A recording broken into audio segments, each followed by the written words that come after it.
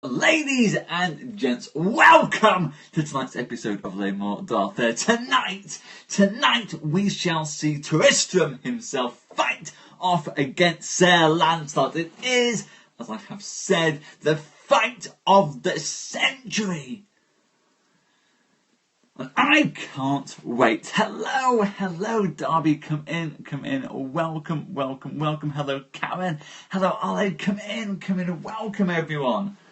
How are you all? I was mortified I couldn't get on last night.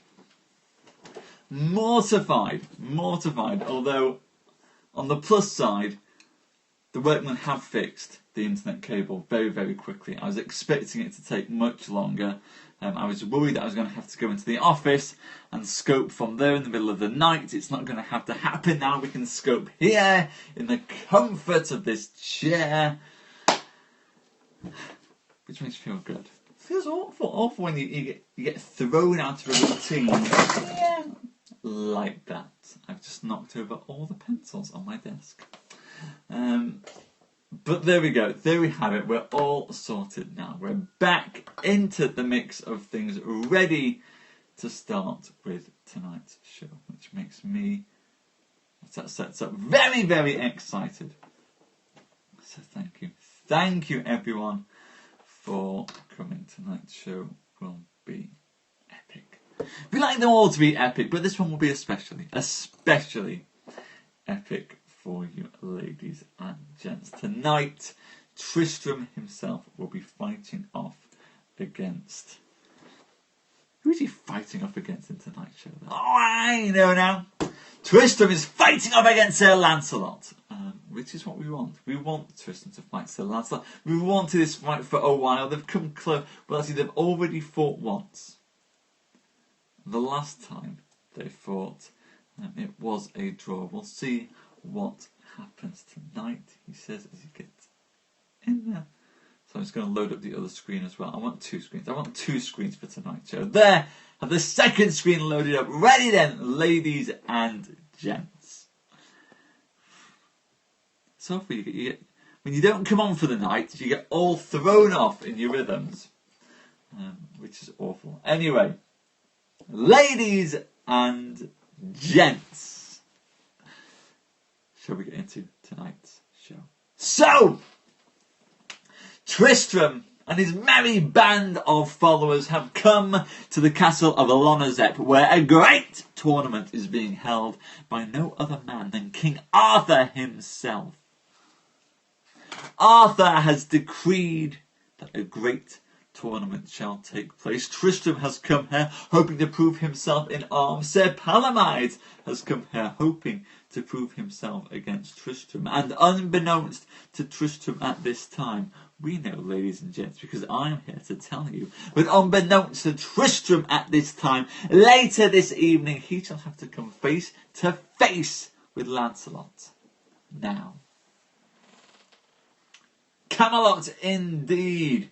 Although tonight we are at Lancelot. I'm glad that you can make it, Rabbit. Come in. We're just about to start. Now, I am late. I'm late. We're all late. Now, some people may have got here on time, who have much better timekeeping skills than me. I don't have those timekeeping skills, unfortunately. So, where were we? Tristram and Sir Lancelot have managed to face off in combat once before tonight.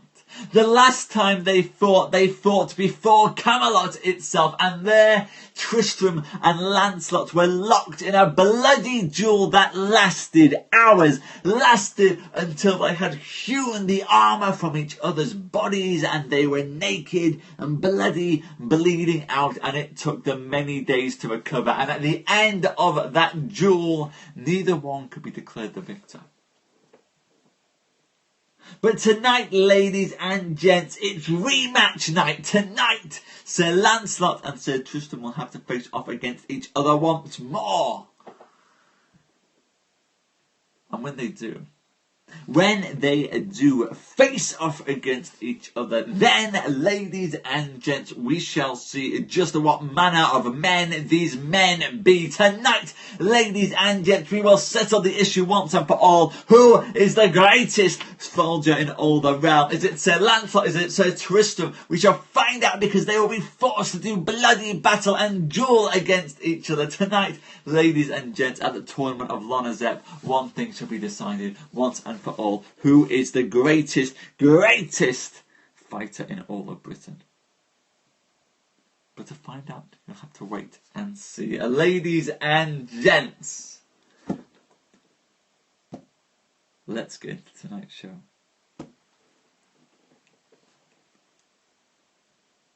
Now, upon what party, said Tristram, would it be best for me to join with at tomorrow's tournament? Hi, Chris. Sir, said Palomides, if you would have my advice, you should be against King Arthur tomorrow, for his party will include Sir Lancelot, and many good knights of his blood will be with him. And the more men of worship that they be, the more worship we shall win. That is full knightly spoken, said Sir Tristram. And right so as you counsel me, so will we do. In the name of God, said they all. And so that night they were lodged with their best. And on the morning, when it was day, they were arrayed all in green. Sorry, I've yawned there. I shouldn't yawn. Hello, my dear. Hello, come in. They were arrayed all in green trappos, shields and spears. The beautiful Isolde was dressed in the same colours, and so were her 3 damsels. And right so, those 4 knights came into the field. And so they led the beautiful Isolde there, so that she should stand and behold all the jousts in a bay window. But always that beautiful queen was wimpled, so that no man might see her visage. I know you're from Mexico, Tulip. It's been a long time since you've been in here. Take up a seat. And then these 3 knights rode straight unto the party of the King of Scots. When King Arthur had seen them all do this, he asked Sir Lancelot, what were these knights and that queen? Sir, said Lancelot, I cannot say for certain. But if Sir Tristram is in this country, or Sir Palomides, know you well that it is certain that they would be with the beautiful Isolde. Then Arthur called to him Sir Kay, his seneschal, and he said, go lightly, and see just how many knights there be here lacking the table round, for by the seats of that table you might know who they are. So went Sir Kay, and he saw by the writings upon the banners that 10 knights were missing, and these are the knights of the men who were not there. Sir Tristram, Sir Palomides, Sir Percival, Sir Gaheris, Sir Epinegris, Sir Mordred, Sir Dinadan, Sir La Cote Maltelle, and Sir Pelleas, the noble knight. Well, said Arthur, some of these I dare undertake are here this day against us. Then there came 2 brethren, who were cousins unto Sir Gawaine. The one was called Sir Edward, the other was Sir Sadok. And they were 2 good knights. And they asked of King Arthur that they might have the first jousts, for they had come from Orkney. I am pleased, said King Arthur. And then Sir Edward encountered with the King of Scots, in whose party was Sir Tristram and Sir Palomides. And Sir Tristram smote at the king, and I've just lost my page. No, I'm there. And Sir Edward smote the King of Scots quite from his horse, and Sir Sadok smote down the King of North Wales and gave him a wonderful great fall. Afterwards there was a great cry from King Arthur's party, and that made Sir Palomides passingly angry. And so Sir Palomides dressed his shield and his spear, and with all his might he met with Sir Edward of Orkney, and there he smote him so hard that his horse might not stand on his feet. And so they hurtled to the earth. And then with the same spear Sir Palomides smote down Sir Sadok over his horse's crew. "Oh, Jesus," said Arthur, "what knight is that all arrayed in green? He jousteth mightily." "Know you well," said Sir Gawaine, "that he is a good knight. And yet you shall see him joust better before he leaves." "And yet shall you see," said Sir Gawaine, "another bigger knight in the same colour than he is. For that same knight," said Sir Gawaine, "already smote down now 4 of my cousins, and he smote me down too within these 2 days, and 7 fellows more." This meanwhile, as they stood thus talking, there came into the place Sir Tristram upon a black horse, and or ever he stint, he smote down with one spear 4 good knights of Orkney, that were of the kin of Sir Gawaine. And Sir Gareth and Sir Dinadan, every each one of them smote down a good knight. "Jesus," said Arthur, "yonder knight upon the black horse does mightily and marvellously well." "Abide you," said Sir Gawaine, "that knight with the black horse began not yet." Then Sir Tristram made to horse again the 2 kings that Edward and Sadok had unhorsed at the beginning. And then Sir Tristram drew his sword and rode into the thickest of the press against them of Orkney, and there he smote down knights, knocked off helms, and pulled away their shields, and hurtled down many great knights. So he feared, so that Sir Arthur and all his knights had great marvel when they saw one knight do so great deeds of arms. And Sir Palomides failed not upon the other side, but did so marvellously well that all men had wonder of his skill.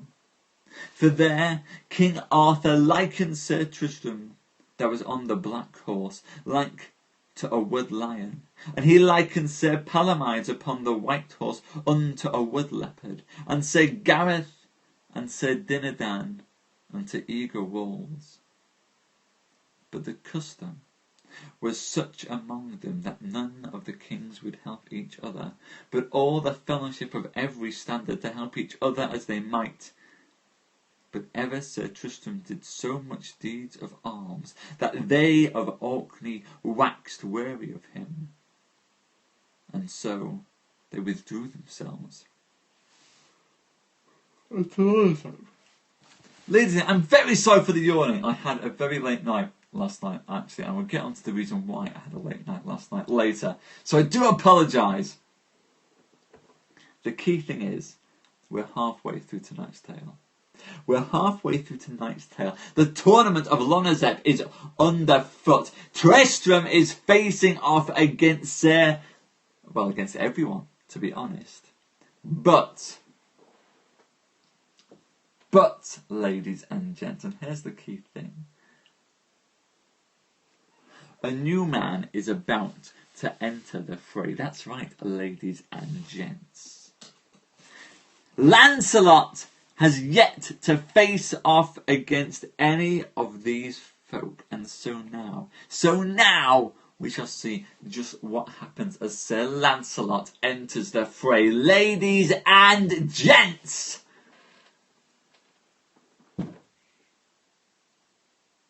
let's get into the second half of tonight's show. Then was the cry of heralds and all manner of common people. The Green Knight has done marvellously and beaten all them of Orkney. And there the heralds numbered that Sir Tristram that sat upon the black horse had smitten down with spears and swords 13 knights, and Sir Palomides in turn had smitten down 20 knights. And the most part of these 50 knights were of the house of King Arthur and proved knights.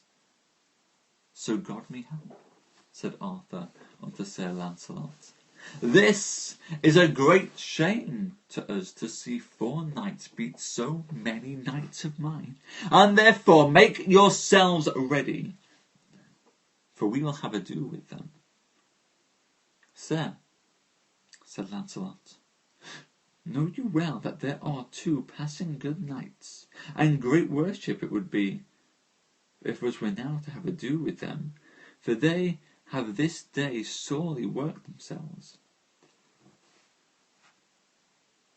As for that, said Arthur, I will be avenged, and therefore take with you Sir Blobris and Sir Ector, and I will be the 4th, said Arthur. Sir, said Lancelot, you shall find me ready, and my brother Sir Ector, and my cousin Sir Blobris. And so, when they were ready, and on horseback. Now, choose, said Sir Arthur unto Sir Lancelot, with whom you will encounter against. Sir, said Lancelot, I will meet with the Green Knight upon the black horse that was Sir Tristram, and my cousin Sir Blobris shall match the Green Knight upon the white horse, who is, I believe, Sir Palomides. My brother, Sir Ector, shall match with the Green Knight upon the white horse, who I believe to be Sir Gareth. Then must I, said Sir Arthur, have ado with the Green Knight upon the grizzled horse, and that is Sir Dinadan. Now, every man take heed to his fellow, said Sir Lancelot. And so they trotted on together. And there they encountered Sir Lancelot against Sir Tristram. And so Sir Lancelot smote Sir Tristram so sore upon the shield that he bore his horse and man to the earth. But Sir Lancelot believed that it had been Sir Palomides, and so he passed forth. And then Sir Blobris encountered with Palomides, and smote him so hard upon the shield that Sir Palomides and his white horse were rustled to the earth. Sir Ector de Maris smote Sir Gareth so hard that he fell off his horse, and the noble King Arthur encountered against Sir Dinadan, and smote him quite from his saddle. And then the noise turned a while of how the Green Knights had been knocked down. And when the King of Northgally saw that Sir Tristram had a fall, then he remembered of how great deeds of arms had been done by Sir Tristram before. So he made ready many knights, for the custom and the cry was such that whatever knight should have been smitten down and might not be horsed again by his fellows by his own strength, that as that day he should be prisoner unto the party that had smitten him down. And so in came the King of Northgally, and he rode straight to Sir Tristram, and when he came nigh, he alit down suddenly and betook Sir Tristram his horse, and said thus, Noble knight, I know you not of what country you have come from, but for the noble needs that you have done this day, and so here, take my horse, and I myself, for as Jesus might help me, you are better worthy to have my horse than I myself. Thank you, said Sir Tristram, and if I may shall quiet you, look that you do not go far from us, and I suppose I shall win you another horse in battle. And therewith Sir Tristram mounted upon his horse, and there he met with King Arthur. And he gave Arthur such a buffet upon the helm with his sword that King Arthur had no power to keep his saddle. And then Sir Tristram gave the King of Northgally King Arthur's horse. Then there was great press about King Arthur for to horse him again. But Sir Palomides would not suffer King Arthur to be horsed, but ever Palomides smote on the right hand and smote on the left mightily as a noble knight. And this, meanwhile Sir Tristram rode through the thickest of the press, and smote down knights on the right hand and on the left hand, and he raced off helms and passed forth unto his pavilions, and left Sir Palomides on foot. And Sir Tristram changed his horse, and disguised himself, all in red, horse and harness.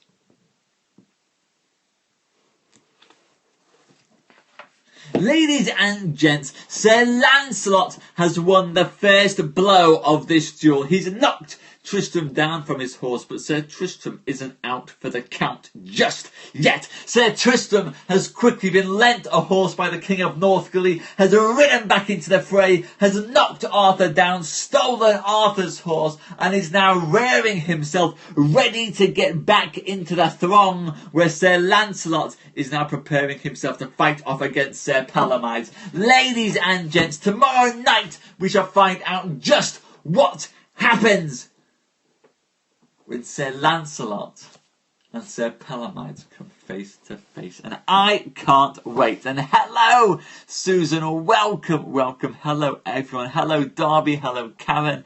Hello, Black Rabbit and Chris. Hello, Roger and Susan and Gary. Welcome. Hello, Hannah. Welcome. Come in. There will be smiting in great amounts, Black Rabbit. It's just a smite fest at the moment, but as smite fests go, we've got a serious issue facing that some of you might have just seen, because I posted about it on Facebook just before. We have now, oh, it's going to be scary to do this. Here we go. This, Hannah, is the tale of Les Morte d'Arthur, the old Arthurian tales, as told live by your host, me, Simon. Hello, Grace. Come in. I've just worked out that we've got 1, 2, 3, 4, 5, 6, 7, 8. Ladies and gents, we have got 2 weeks left until the end of the tale of Tristram and Isolde. We still have another 100 pages of Tales of King Arthur to go. We still have to get to the death of King Arthur, to deal with the quest for the Holy Grail. There's still more tales to come, but in 2 weeks' time we shall reach the end of the tale of Tristram and Isolde. Now, here's the thing. Sir Thomas Malory did not write all of the tale of Sir Tristram and Isolde. He only wrote the first 2 parts. He never wrote the final part of the trilogy. He only did the Fellowship and 2 Towers. He never did the Return of the King. This is a lesser opener, Hannah. He only did A New Hope and Empire Strikes Back. He never did Return of the Jedi. It is very wrong, Darby, and so we've had some chats about this. That's the point. That's why we need it, Hannah. We need the little sword. If it was a big sword, I'd cut down all the books in front of me, but I can deal with a little sword.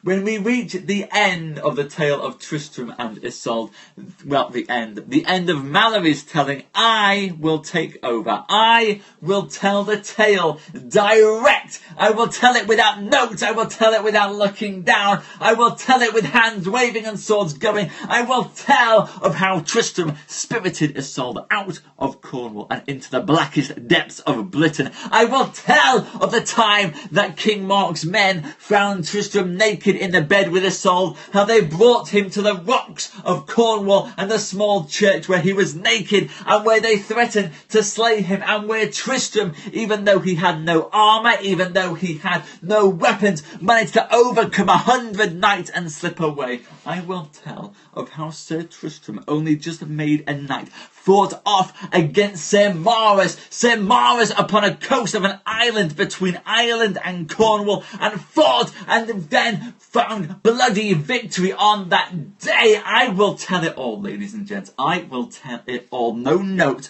no looking down, just pure 100% unbridled passion.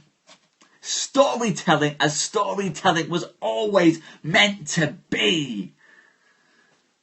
But, here's the but. You knew there was a but coming here. I need your help. I need your help to do this. It's very similar to Romeo and Juliet. In order to do this, ladies and gents, what I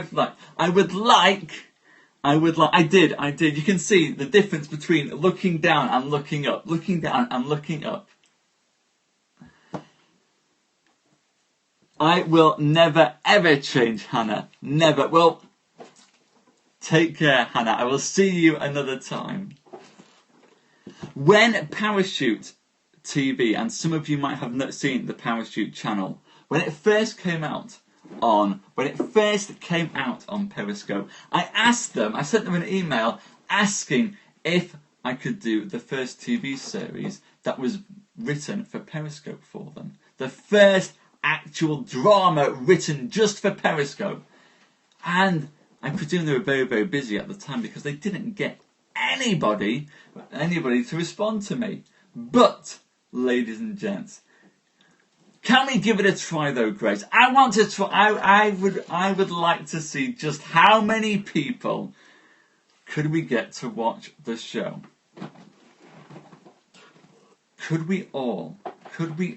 There's a video as well. For those of you who aren't on the Facebook group, go request the Facebook group. I'll tweet a link to the Facebook group. There is a video. That would be very kind of you. Thank you, Grace. Very kind. Thank you. Because I put together a trailer last night. I put together a trailer for Tristram and Isolde. And there's a link there. And I was wondering if we could all tweet the folks at Parachute at once and ask them to host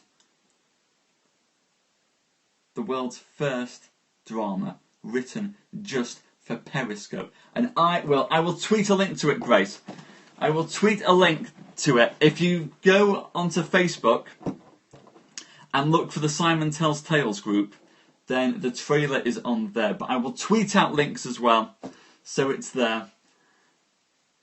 I will, Grace. As soon as we're done, I'll tweet you the link. I will tweet the link because I think if we could all tweet at them and let them know that the greatest tale ever written by anyone, Tristram and Isolde, is going to be retold live on Periscope for the first time in all of its entirety. No looking down, no notes, just pure straight to camera, pure passion, pure smiting, pure hand waving, pure energy.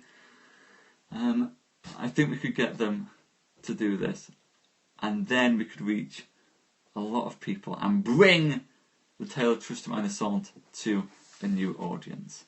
And I would very much like to do that. So thank you, everyone. Thank you. If you're not on the Facebook group, join the Facebook group. I will tweet a link out to it. I'll tweet you all after this anyway and let you guys know. But let's do this. Can we do this? Can we get them to take notice? I would love it if we could. And that would mean a lot. I would also mean, well, either way, I'll put it on Insta, I'll stick it on Facebook, I'll stick it on Twitter, I'll put it everywhere. Let's do this. Let's go. I will tag folk, I will tweet at folk, I will do it. Let's get something going. And see if we can get the folks at Parachute to sign up for Tristram and Isolde. Thank you very much, ladies and gents. Thank you for coming tonight. Thank you, Darby. Thank you, Karen and Black Rabbit. Thank you, Roger and Susan and Grace. It's been wonderful to see you. Oh, if only if you could get to billboard stage. Oh, could you imagine? Could you imagine? Actually, that might be a bit weird if I'm driving along the A64 into Leeds and just see my face. But we can but dream. Anyway, thank you, everyone. Thank you. I will send out information. Let's see what we can do. Thank you.